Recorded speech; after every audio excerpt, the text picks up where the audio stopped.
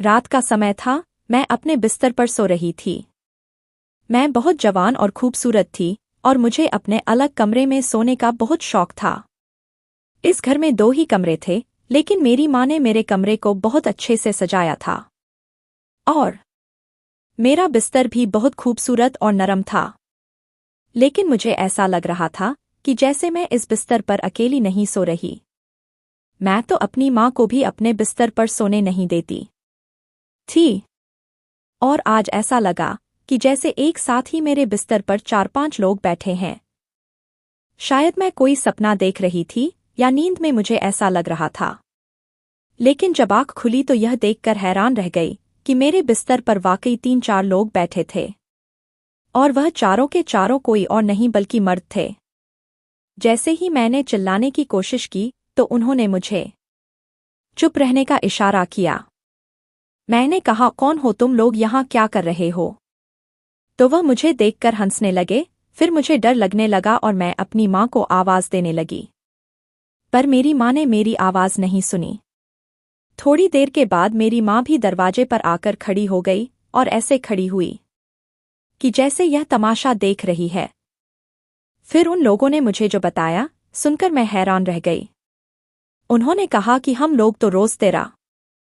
मेरा नाम गीता है, मैं बहुत ज्यादा सुंदर और जवान थी। मेरे बाबा दुनिया में नहीं थे, उनका निधन हो चुका था। मुझे उनकी बहुत याद आती थी। लेकिन मेरी माँ हमेशा ही मेरा बहुत ख्याल रखती थी। मेरे बहुत नखरे थे और क्यों ना होते, आखिर मैं इतनी सुंदर और गोरी थी। हमारे पूरे खानदान में मेरे जैसा कोई भी गोरा नहीं था। मेरे बाबा भी सांवले थे और मेरी माँ भी। लेकिन जब मेरा दूध जैसा सफ़ेद रंग सबने देखा तो सब लोग हैरान होकर रह गए। उन्होंने कहा कि इस परिवार में यह इतनी खूबसूरत लड़की कैसे पैदा हुई। कुछ लोग तो मुझे यह भी कहते थे कि यह हमारी जाति की ही नहीं लगती। लेकिन मैं इसी परिवार का हिस्सा थी। मेरे बाबा जब जिंदा थे तो कभी कभी मजाक मेरी माँ को यह भी कह देते थे कि यह हमारी ही बेटी है ना, या फिर तूने किसी और के साथ चक्कर चलाया। तो मेरी माँ भी हंसकर कहती थी कि हाँ, चलाया था चक्कर, अगर तुम्हारे साथ ही रहती तो फिर कोई काली सी बेटी पैदा होती। और फिर दोनों ही इस बात पर हंसने लगते थे। मुझे अपनी सुंदरता पर बड़ा घमंड था और मुझे पता था कि मुझे कोई अच्छा रिश्ता मिल सकता है। बेशक हम लोग गरीब थे, लेकिन मेरी खूबसूरती मुझे किसी अमीर परिवार की बहू बनवा सकती थी। इसलिए मैं अपना बहुत ज्यादा ख्याल रखती थी और मेरी माँ मेरे लिए बहुत सारे रिश्ते तलाश करने की कोशिश करती रहती थी। पर आजकल मेरे साथ कुछ अजीब हो रहा था। मुझे रात होते ही ऐसा लगता जैसे मेरे बिस्तर के ऊपर कोई बैठा है। मैंने अपने कमरे को बड़े चाव से सजाया था। हर तरफ कीमती चीजें रखी थी। और यह सब कुछ आसानी से नहीं हुआ था। मैंने बहुत ज्यादा मेहनत और पैसे जमा करने के बाद अपनी पसंद की सारी चीजें इस कमरे में रख रखी थी। मेरा बेड भी बहुत बड़ा था, जिस पर मैं रेशमी चादर बिछा दी थी और तकिए भी बहुत नरम थे। मैं अपनी माँ को भी अपने कमरे में सोने नहीं देती थी, पर एक रात ऐसा लगा कि जैसे मेरे बिस्तर के ऊपर 4-5 मर्द बैठे हैं। यह देखकर तो मैं हैरान रह गई। ऐसा कैसे हो सकता था? मेरी आंखें बंद थी, लेकिन मुझे महसूस हो रहा था। और फिर मुझे ऐसा भी लगा कि जैसे उसमें से एक आदमी ने मेरी बाजू पर हाथ रखा है। लेकिन जैसे ही मैं एक झटका लेकर उठी तो सामने कोई भी नहीं था।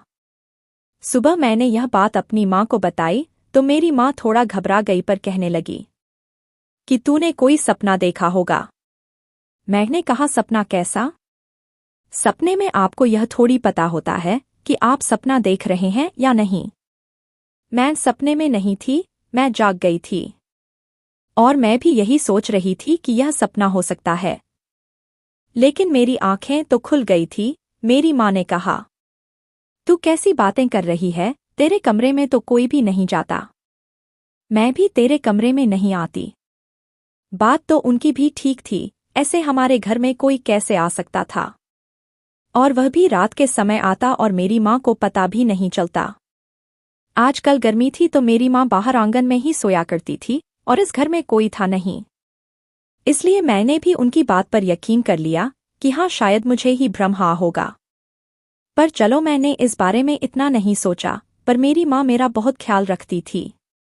सुबह नाश्ते में वह मेरे लिए भीगे हुए बादाम, अखरोट, अंजीर, हल्दी वाला दूध, घर में पाली हुई मुर्गियों के अंडे, असली घी का पराठा, मुझे इस तरह की चीजें खिलाया करती थी। और मेरा कोई ऐसा हिसाब था कि मैं जितना भी खाती मुझ पर वजन नहीं लगता था। मेरी त्वचा हमेशा चमकती रहती थी। लोग मुझे देखकर हैरान होते थे और कहते थे कि हाँ इतना अच्छा खाती है, तभी तो खूबसूरत है। मेरी माँ घर बैठकर लोगों के कपड़े सीती थी और जो भी पैसे बनते थे वह मुझ पर ही लगाती थी। घर हमारा अपना था और खाने पीने का खर्च इतना ज्यादा नहीं था। मेरे एक मामा भी थे जो बाहर के मुल्क में होते थे और वह सिर्फ मेरे लिए हर महीने कुछ पैसे भेज देते थे और मैं उनसे अपनी पसंद के कपड़े और चीजें मंगाया करती थी। मुझे अपनी जिंदगी से बड़ा प्यार था, पर अब मेरी उम्र शादी की हो गई थी और मेरी माँ ने कहा था कि तू बहुत खूबसूरत है, इतनी प्यारी है कि तुझसे कोई गलती भी हो तो तुझे कोई कुछ नहीं कह सकता। लेकिन शादी करके दूसरे घर में जाकर वह खूबसूरत लड़कियों को भी घर की नौकरानी बना देते हैं। पर मैं अपनी माँ से कहती थी कि आप मुझे ऐसे वैसे परिवार में मत बिहाना जहाँ पर इस तरह के लोग होंगे। मुझे अच्छे अमीर परिवार में मेरी शादी करना। दिन भर वह मेरे लिए मेरी पसंद का ही खाना बनाती और रोज रात को मुझे एक गिलास गरम गरम दूध पिलाती थी जिसमें थोड़ा सा असली घी भी डाला करती थी और इस दूध को पीते ही मुझे बेहद अच्छी नींद आती थी। मैं तुरंत सो जाती थी। ऐसा नहीं था कि हमेशा से यह रूटीन चल रही थी। पिछले कुछ महीनों से ही ऐसा हो रहा था। उससे पहले मैं बहुत बीमार हो गई थी तो डॉक्टर ने कहा था कि इसकी खुराक का बहुत ख्याल रखना, इसलिए उसके बाद से यह सब कुछ हो रहा था। एक दिन मैंने देखा कि मेरी माँ के पास बहुत सारे पैसे थे। मैंने कहा कि आपके पास इतने सारे पैसे कहाँ से आ गए? तो कहने लगी कि बहुत बड़ा ऑर्डर आया है शादी के कपड़े का। मैंने कहा कि शादी के कपड़े, फिर तो मुझे भी दिखाएं, मैं भी देखूं, क्योंकि शादी के कपड़े वह तो बहुत सुंदर होते हैं और दुल्हन का जोड़ा भी आया होगा। मुझे ऐसी चीजों को देखने की बहुत उत्सुकता रहती थी। लेकिन मेरी माँ थोड़ा सा घबरा गई और कहने लगी कि नहीं, कपड़े अभी आए नहीं हैं, अभी तो उन्होंने पैसे भेजे हैं, कपड़े तो 2-4 दिन बाद आ जाएंगे। यह भला कैसी बात थी कि उन्होंने पैसे भेज दिए और कपड़े नहीं भेजे? इतना कौन अच्छा था यहाँ पर जो एडवांस में पैसे दे रहा था? इसका मतलब कि मेरी माँ झूठ बोल रही थी। मेरी माँ मेरा ख्याल तो बहुत रखती थी। रात को फिर आ गई थी दूध का गिलास लेकर। मैंने कहा कि आज मेरा मन नहीं कर रहा दूध पीने का, तो कहने लगी आज तो तुझे पीना ही पड़ेगा। सुबह तो कह रही थी मेरी टांगों में दर्द है। मैंने कहा कि हाँ मेरी कमर में बहुत दर्द था। तो उन्होंने कहा तो दूध पी ले, सब कुछ ठीक हो जाएगा। मैंने दूध पिया और 15 मिनट में ही मुझे ऐसी बेहोशी वाली नींद आई कि मेरी कब आँख लग गई पता ही ना चला। और सुबह हुई तो फिर से मेरे शरीर में दर्द था। मैं लंगड़ा लंगड़ा के चल रही थी। मेरी माँ परेशान हो गई और उसने कहा कि लगता है तुझे लोग देखते हैं ना, इसलिए तुझे नजर लग जाती है। मैंने कहा कि आप भी नजर पर विश्वास रखती हो? तो मेरी माँ ने कहा हाँ, हम लोग भी नजर पर विश्वास रखते हैं, क्योंकि कुछ लोगों की नजर बहुत बुरी होती है। वह आपको इस तरह से देखते हैं कि नजर लग जाती है, वरना तू खुद सोच, तुझे किस चीज की कमी है? मैंने कहा कि हाँ बात तो कुछ ऐसी ही है। मुझे कभी कभी ऐसा लगता था कि रोज रात को मेरे कमरे में कोई ना कोई आता था और वह कोई औरत नहीं बल्कि मर्द होते थे। मैं माँ से पूछती थी कि मेरे कमरे में रात को कोई आया था, तो वह कहती थी कि नहीं कोई नहीं आया, लेकिन मुझे लगता था। मुझे पता चल जाता था कि कोई मेरे बिस्तर पर बैठा है, पर मैं उठ नहीं पाती थी। मुझे वह महसूस तो हो रहे होते थे, पर मेरे अंदर उठने की हिम्मत ही नहीं होती थी। मेरी आंखें नहीं खुलती थी, जैसे मैं बहुत ज्यादा नींद में हूं। लेकिन ऐसा कैसे होता है? अगर कोई इंसान सो रहा होता है जब और कोई दूसरा उसे आकर कहे कि उठो उठो, जल जला आ गया, भागो भागो, कोई आपत्ति आ गई, मुसीबत आ गई तो वह नींद से उठकर भाग जाता है। लेकिन मुझे कैसी नींद आती थी कि मुझे पता चल जाता था कि कुछ हो रहा है और मुझे उठ जाना चाहिए। लेकिन मैं फिर भी उठ नहीं पाती थी। ऐसी बेहोशी वाली नींद मुझे कहाँ से आ रही थी? और यह 2-3 महीने से ही हो रहा था। इन 2-3 महीनों में वैसे बहुत कुछ बदल गया था। मुझे अजीब सी नींद आती थी।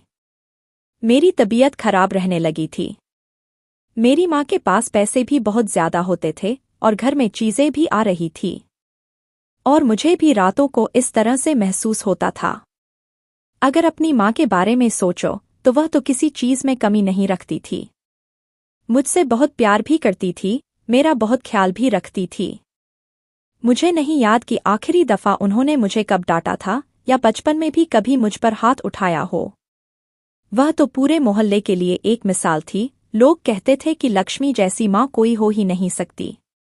एक दिन मैं अपनी एक कजिन के घर चली गई। वह मेरे चाचा की बेटी थी। मैं जाकर उसके पास बैठ गई और बातों बातों में मैंने उसे बताया कि आजकल मेरी तबीयत खराब है। तुम्हारी तबीयत खराब होना तो एक नॉर्मल बात है।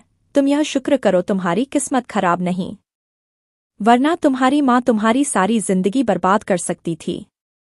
वह जिस तरह से तुम्हें रखे हुए हैं ना, इस तरह तो अपनी असली माँ किसी को नहीं रखती।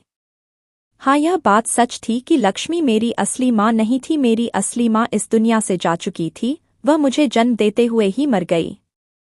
और जब तक मैं 2 साल की हुई तो मेरे बाबा भी चले गए। शुरू से ही मुझे मेरी सौतेली माँ ने ही पाला और फिर बाबा भी इस दुनिया में ना रहे तो उसने दूसरी शादी भी नहीं की और मुझे ही पालने में अपनी जिंदगी गुजार दी। क्योंकि उससे पहले उसकी शादी हुई थी पर वह कभी माँ नहीं बन सकती थी। उसके पास कभी संतान नहीं हो सकती थी, इसलिए उसने ऐसे मर्द से शादी की जिसकी पहले से ही एक बेटी थी, यानी कि मेरे बाबा से। पर मेरे बाबा भी तो इस दुनिया में ज्यादा ना रहे। सभी लोग हैरान होते थे। लोग मुझे कहते थे कि तू झूठ बोलती है, लगता है तेरी सौतेली माँ तुझ पर हाथ भी उठाती है, तुझसे सारे घर का काम भी करवाती है। मैंने कहा कि फिर ऐसा होता तो मुझे झूठ बोलने की क्या जरूरत थी?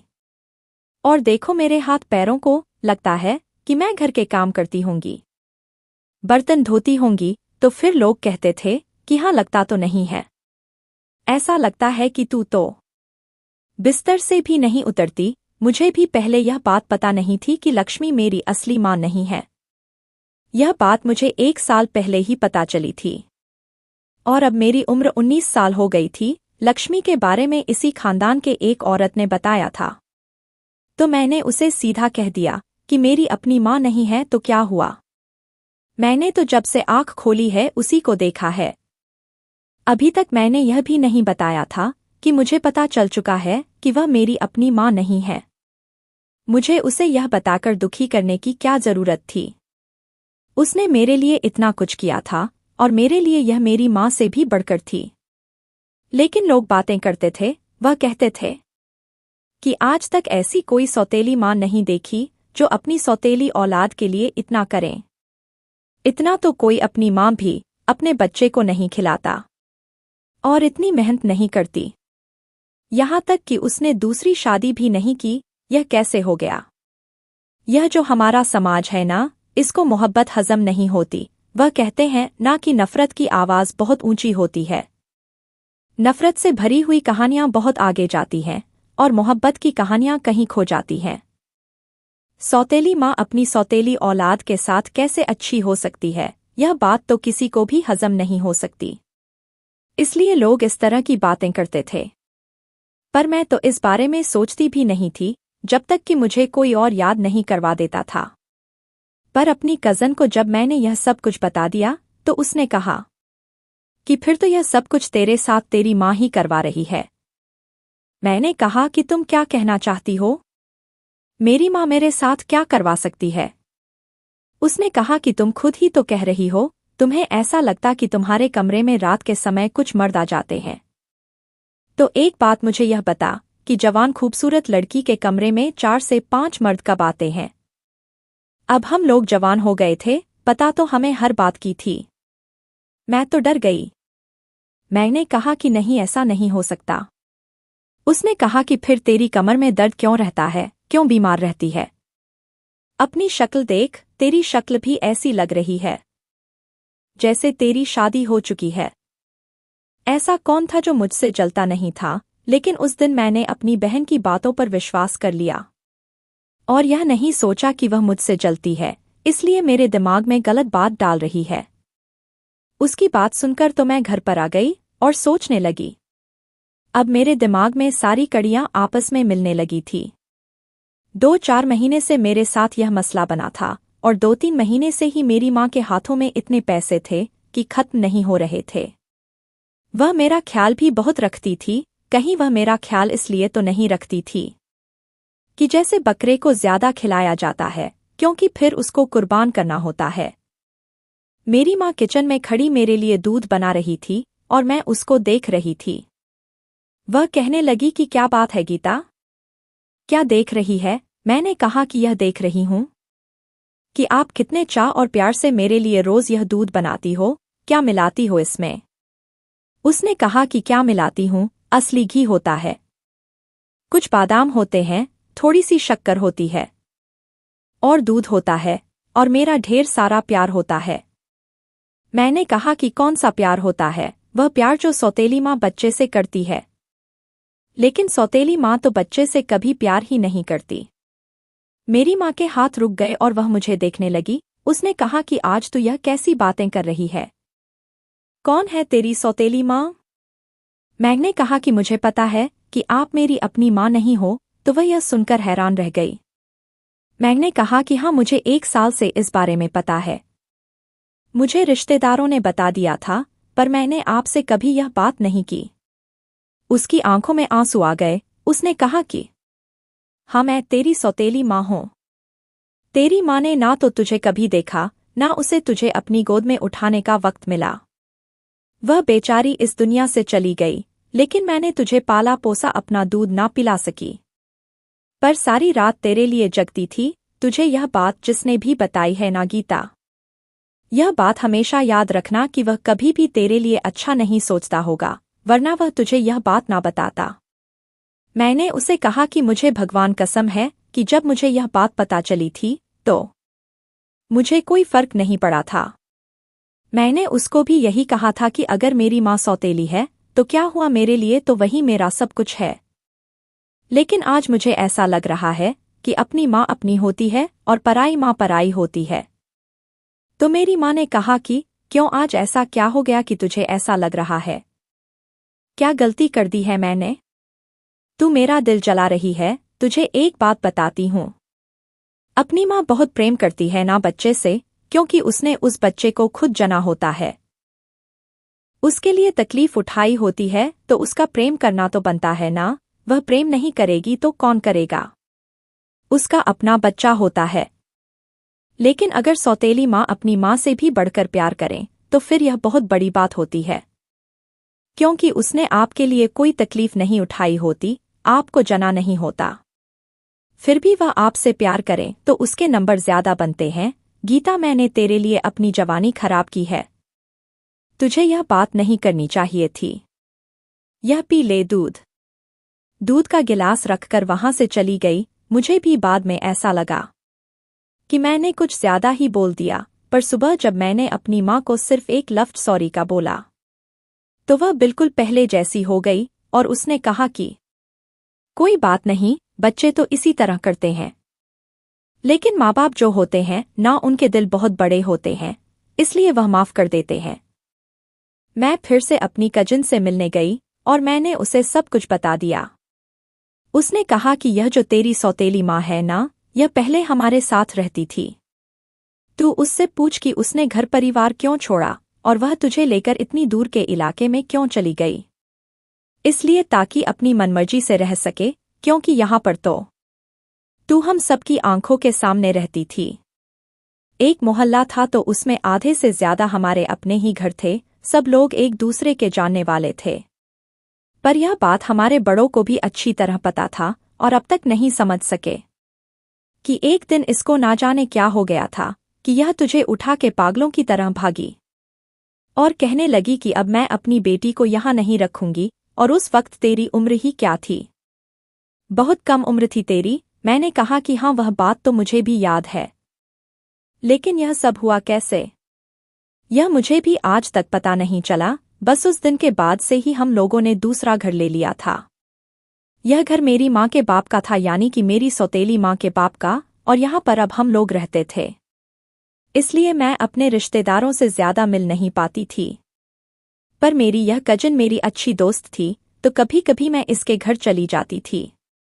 यह सारी बातें सोचना भी नहीं चाहती थी, लेकिन अब शायद मुझे सोचना चाहिए था, क्योंकि यह सब कुछ आम नहीं था। मुझे रोज रात को ऐसा क्यों लगता था कि जैसे मेरे बिस्तर पर 4-5 मर्द बैठे हैं? कहीं ऐसा तो नहीं था कि मेरी माँ मुझे बेच रही थी? और क्यों ना बेचती मुझे? मैं इतनी सुंदर थी, खूबसूरत थी। वह मेरी खूबसूरती को बेच सकती थी, और आजकल उसके पास बहुत ज्यादा पैसे भी होते थे। एक दिन मैंने फिर से उससे सवाल जवाब करना शुरू कर दिया। मैंने कहा कि तुम्हारे पास इतने पैसे कहाँ से आते हैं? तो उसने कहा कि यह तू मत पूछा कर पैसे कहाँ से आते हैं, लेकिन तुझे मैं बहुत जल्द बहुत खुश कर दूंगी। मैंने कहा कि हाँ, मुझे भी तो कुछ करना चाहिए। जब खुद इतनी खुश हो रही हो तो? मेरी माँ ने कहा कि आजकल तू मुझसे किस तरह से बात करती है? जब तू बचपन में गलती करती थी तो मैं तुझे थप्पड़ भी मारती थी। मैं तेरी सौतेली माँ सही, लेकिन तुझे प्यार भी मैंने किया, और गुस्सा भी मैंने ही किया। लेकिन अब तू इस तरह की बातें क्यों कर रही है? क्यों मुझे गुस्सा दिला रही है? मैंने कहा कि गुस्सा आएगा तो क्या कर लोगी? ऐसा कुछ सोचना भी नहीं। वाकई मेरी जुबान में जहर घुल गए थे। मुझे मेरी माँ पर गुस्सा आता था, क्योंकि मुझे पता था कि वह मेरे साथ कुछ कर रही थी, और अगर वह मेरे साथ ऐसा कर रही थी तो क्या यह छोटी बात थी? वह मुझे इस्तेमाल कर रही थी। रोज कहती थी कि तेरे लिए कोई रिश्ता तलाश करना है। लेकिन आज इस बात को 1 साल हो गया था कि कोई भी रिश्ता हमारे घर नहीं आया था। इसका मतलब कि रिश्ते के बारे में भी झूठ बोलती थी, ताकि बस मुझे इस तरफ लगाए रखे कि हाँ, रिश्ता है, रिश्ता है। लेकिन कोई रिश्ता नहीं था। मैंने सोच लिया कि मुझे क्या करना है। यह जो मेरी माँ मुझे रोज 1 गिलास दूध पिलाती थी ना, इस दूध के अंदर ही वह कोई चीज मिला दिया करती थी, क्योंकि जैसे ही मैं दूध पीती मुझे बहुत सुकून की नींद आ जाती थी, और ऐसी नींद आती थी कि जैसे मैं बेहोश हो गई हूँ।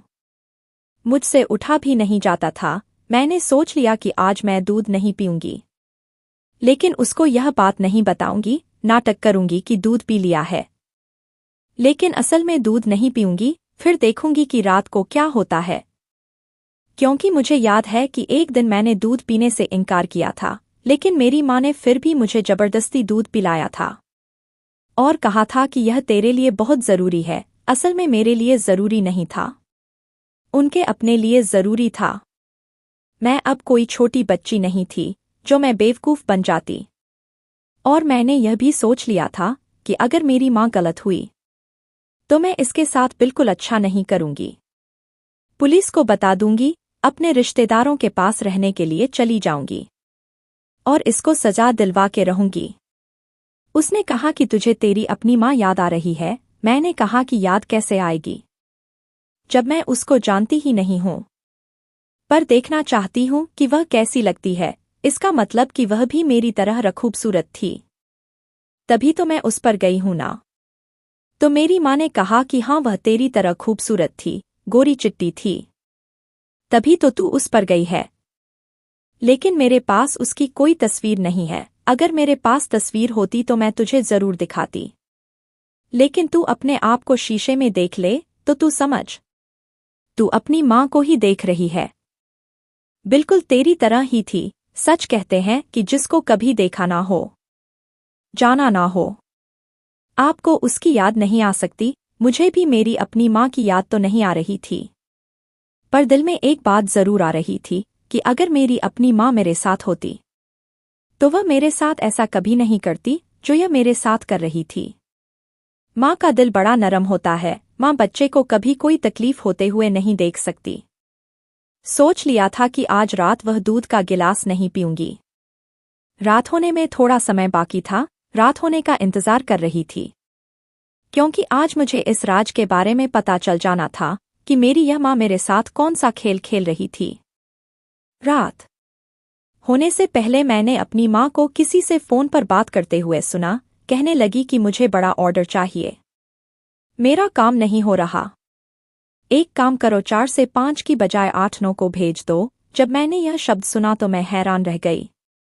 इसका मतलब कि मेरी माँ ही मेरे साथ यह सब कुछ कर रही थी, और अब वह 4-5 मर्दों के बजाय 8-9 मर्दों को बुला रही थी और इतनी आसानी से यह सब कुछ कर रही थी।